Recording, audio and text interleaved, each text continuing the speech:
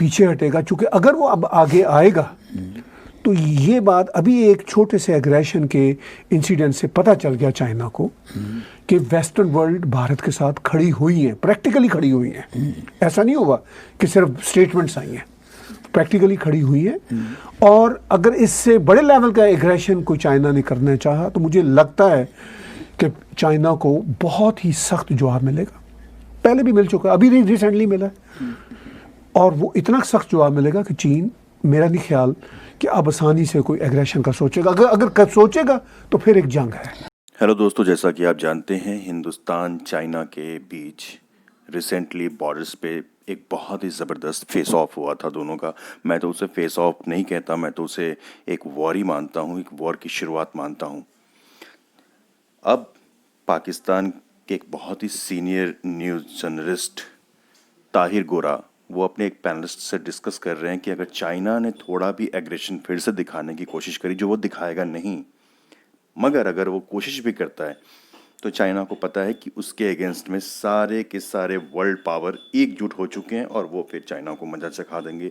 भारत के साथ साथ पूरा America, Russia, France, Japan, Australia, Germany, सब भारत के साथ है। चाइना को पता है कि अब एक कदम भी हिंदुस्तान को उसने चैलेंज करने की सोची तो पूरा वर्ल्ड पावर उसकी बखिया उधेड़ देगा। इस डिस्कशन के बारे में हम रिव्यू करेंगे, हम देखेंगे कि ये पैनलिस्ट क्या आगे डिस्कस करते हैं। चलिए इस वीडियो का हम रिव्यू करते हैं। इस वक्त जो अमेरिका और भारत का स्ट्रेटेजिक अलायंस है, इतना अच्छा अलायंस हमें पास में कहीं नज़र नहीं आता।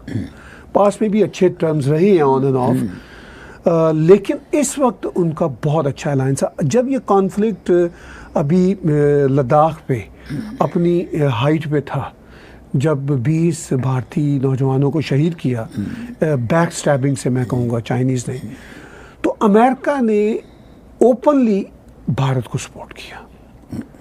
भारत ने स्विफ्ट एक्शन लिया, ऐप्स को बैन करने का सारा कुछ। उसके साथ साथ साउथ चाइना सी और इंडो पैसिफिक में जो जंगी मशकें शुरू की अमेरिकन ने, भारतीयों ने, इवन जापानीज़ और ऑस्ट्रेलियंस और न्यूजीलैंड भी किसी हद तक शामिल था, वो जो शुरू हुई, उससे अमेरिका को सिग्नल मिला तो वो थोड़ा सा अपने एग्रेसिव रवैये से वापस हटा। ये अभी की बात है, दो हफ्ते पहले की बात है। चाइना अग्रेसिव रूप से या चाइना वापस, मैं ये कहना चाह रहा हूँ, वापस हटा। तो भारत को बहुत कामयाबी हुई अपनी पोजीशन मनवाने में। लेकिन आपने कहा कि अगर ये इलेक्शन सदर ट्रम्प की एडमिनिस्ट्रेशन नहीं जीतती तो जाहिर है कुछ तब्दीलियां तो आएंगी। ये असल में होगा डॉक्टर साहब क्या, अब मुझे जो नज़र आता है वो ये होगा कि चीन को उतना ओपन एंड नहीं मिलेगा। चीन इतना अब खुले तरीके से खेल नहीं सकेगा। थोड़ा सा, ये तो हमने बिजनेस की बात करी, ठीक है। अब हम थोड़ा सा जरा इंडिया और चाइना के बारे में जो फॉरेन कंट्रीज कह रही हैं उनकी थोड़ी सी बात करें। ठीक। पोम्पियो साहब ने जो कहा वो हमें पता है।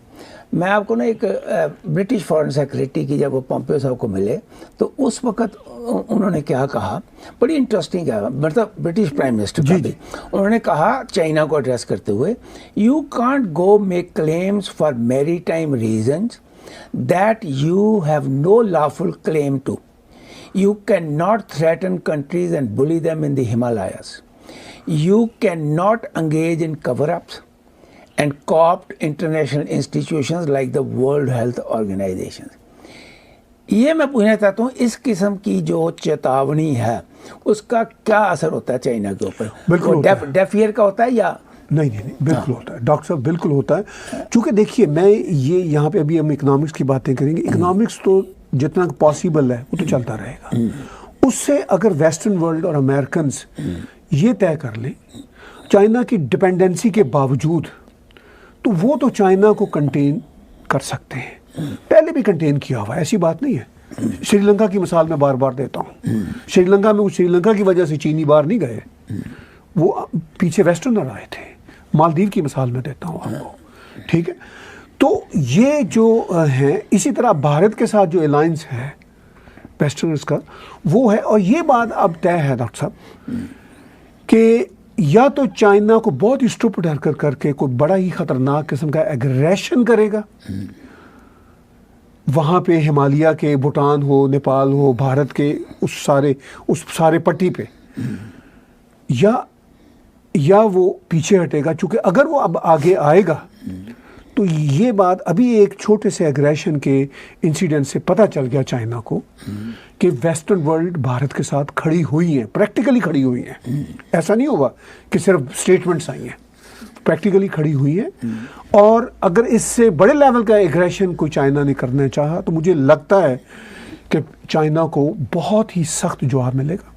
पहले भी मिल चुका, अभी रिसेंटली मिला है, और वो इतना सख्त जवाब मिलेगा कि चीन, मेरा नहीं ख्याल कि अब आसानी से कोई एग्रेशन का सोचेगा। अगर सोचेगा तो फिर एक जंग है। नहीं, मेरा ख्याल है कि जहाँ तक चाइना का अग्रेशन है, ये छोटा मोटा तो मैं आपको आगे भी कह देता हूँ, आज भी मैं हाँ, आगे भी चलता है, छोटा मोटा अब भी कहूँगा, छोटा मोटा तो पोकिंग उसने करते ही रहना है इंडिया के साथ। देयर इज नथिंग, 2-4 उनके मर गए, 2-4 उनके मर गए, जैसे पाकिस्तान के साथ हमारा बॉर्डर का झगड़ा चल रहा है, वो चलता रहना।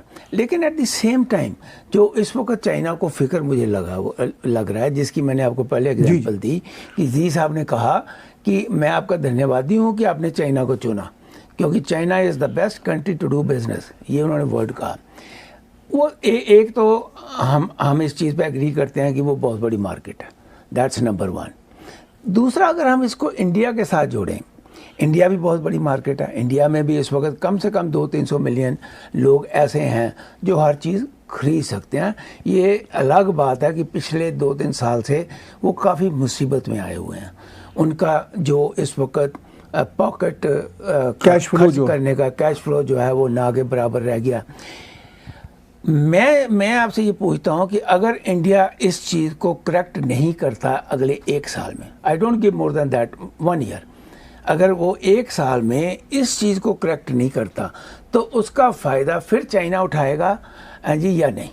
नहीं, यकीनी तौर पर उठाएगा। इस वक्त लग रहा है भारत कोविड के बावजूद अभी हफ्ते 10 दिन के अंदर अंदर ही प्राइम मिनिस्टर नरेंद्र मोदी और भारतीय एस्टैब्लिशमेंट ने बहुत बढ़िया मीटिंग यूरोपियन यूनियन के साथ वर्चुअल मीटिंग्स की, और उसके रिजल्ट सामने आए हैं। और रिजल्ट्स इन मानों में जो स्टेटमेंट्स आ रही है, जो पॉलिसीज आ रही हैं कि भाई वो उन्होंने किया। प्राइम मिनिस्टर नरेंद्र मोदी ने अभी 3 दिन पहले यूएस के साथ एक किया है समिट वर्चुअल, और उसमें उन्होंने दावत दी है कि आप आएँ। लेकिन देखने वाली बात, दावत तो देते हैं, उनको 6 साल हो गए। हाँ, लेकिन अब देखने वाली बात यह है कि कोविड ज़रा और कंट्रोल होता है तो उसके बाद ग्राउंड पे अगर भारत फैसिलिटीज़ इंडस्ट्रियलिस्ट को, फॉरेन इन्वेस्टर्स को वो फैसिलिटीज़ देता है जो चाइना दे रहा है। ताहिर साहब, हिंदुस्तान में कोविड-19 पिछले 10 दिन से लगातार बढ़ रहा है, और आने वाले टाइम पे लोग ये कहते हैं कि India will be the number 1 country with the effect of covid, that's number 1। India की सबसे बड़ी जो प्रॉब्लम कोविड-19 में, मैं जो प्रैक्टिकल आपको बता रहा हूँ क्योंकि I know what is happening there, India 19 की जो प्रैक्टिकल कोविड-19 की प्रैक्टिकल प्रॉब्लम है, जो लेबर माइग्रेंट करके अपने घरों में वापस चली गई है, वो लेबर है ट्रेंड। वो फैक्ट्रियों में, महाराष्ट्र में, गुजरात में, जी पंजाब में ट्रेंड लेबर है। अब वो जो ट्रेंड लेबर चले जाती है और वो कहते हैं अब हमने नहीं आना, क्योंकि कुछ गवर्नमेंट ने जो है फैसिलिटीज़ दे रखी हैं कि आप अपने गांव में रहकर भी आपको 100 दिन के पैसे मिलेंगे ही मिलेंगे। हाँ जी, नरेगा के अंडर वो मिलेंगे। तो इस किस्म की जब सहूलतें मिल जाती हैं और लेबर की कमी होनी शुरू हो जाती है, मुझे तो आप सिर्फ, क्योंकि आप भी काफ़ी नज़र रखते हैं इंडिया के ऊपर, अगर इंडिया ने अगले 1 साल में इकॉनमी को ठीक ना किया, और इकॉनमी ठीक करने का मतलब है जो लेबर है जिन फैक्ट्रियों से निकली, वो लेबर अगर वहाँ पर ना पहुँची, हाँ जी, और कोविड-19 जो है अगर ये दिसंबर तक चला गया, जो कि कम से कम अक्टूबर तक तो जाएगा ही जाएगा इंडिया में, क्योंकि इंडिया में अब कल 50 हर रोज़ 5,000 आदमी बढ़ रहे हैं। जैसे कि अमेरिका में 20 दिन में 3 मिलियन से 4 मिलियन क्रॉस कर गए। अब उसकी कंपल्शन क्या हुई, देखिए काम कैसे रोकते हैं। उसकी कंपल्शन ये हुई कि जहाँ भी पार्टी की नेशनल कॉन्फ्रेंस होती है प्रेसिडेंट के नॉमिनेशन की, वहाँ पर कम से कम 100 मिलियन जो है वो इंडक्ट होता है उस इकॉनमी में, 100 मिलियन। अब दूसरी बार प्रेसिडेंट ट्रंप को भी ये कैंसिल करना पड़ा। अब वो भी वर्चुअल होगा सब कुछ जो होगा। मेरा सिर्फ सवाल ये है, मुझे बार बार यही परेशानी है कि किस तरीके से हिंदुस्तान अगर अपनी इकॉनमी को ठीक नहीं करता जी, और प्रैक्टिकली कंपनियों को वहाँ लाके इन्वेस्ट नहीं करवाता इस वक्त। तो देखिए एक बात तो मैं एक बात तो ये समझ गया आप कि कोविड-19 में अभी by the end of this year तो किसी कंपनी ने कोई स्टेप नहीं लेना, ये बात हम मानते हैं।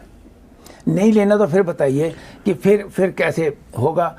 वो तो चाइना में तो लगा हुआ है काम। देखिए डॉक्टर साहब, चाइना में काम लगा हुआ, लेकिन चाइना में भी इस वक्त बहुत रिस्ट्रिक्शंस है कोविड की वजह से। आप कोविड ने की बात और आप इकॉनमी की बात दोनों जोड़िए। हाँ, तो कोविड जो है वो इस वक्त सिर्फ भारत का मसला नहीं है, पूरी दुनिया का मसला है। मैं कोविड के हवाले से कहता हूँ, मेरे पास ऐसे बहुत सारी वीडियो क्लिप्स मौजूद हैं जहाँ भारत के बड़े टॉप के एक्सपर्ट्स ने प्रेडिक्शन की थी कि जुलाई तक भारत में 2 मिलियन तक लोग मर सकते हैं। ये मेरे पास वीडियो क्लिप्स मौजूद है, मैं वो चला दूंगा किसी तरह। ठीक, ऑल इंडिया मेडिकल इंस्टीट्यूट जो सबसे बड़ी इंस्टीट्यूट है दिल्ली में, उसके डायरेक्टर ने कहा था। ठीक, मतलब ऐसे मेरे पास कम से कम 3-4 क्लिप्स मौजूद हैं, इस पर प्रेडिक्शन थी। मतलब शुक्र है कुदरत का कि ऐसा नहीं हुआ, नंबर बढ़ रहे हैं। ठीक है, अगर भारत में चूँकि सोशल डिस्टेंसिंग और बड़ा इम्पॉसिबल सा मामला है, बहुत ही इम्पॉसिबल। मैं इवन बांग्लादेश या पाकिस्तान में भी देखता हूँ, वहाँ जो पॉलिटिकल गैदरिंग्स होती हैं, तो मैं हैरान होता हूँ कि ये कैसे सोशल डिस्टेंसिंग कर सकती हैं ये कंट्रीज। तो भारत में भी बहुत बड़ा चैलेंज है। Hi guys, welcome to my YouTube channel news views infotainment. अगर आपको हमारे वीडियोस पसंद आते हैं तो लाइक, शेयर, कमेंट और सब्सक्राइब ज़रूर करें, और हर नए वीडियो के नोटिफिकेशन के लिए बेल आइकन दबाना ना भूलें। Thank you.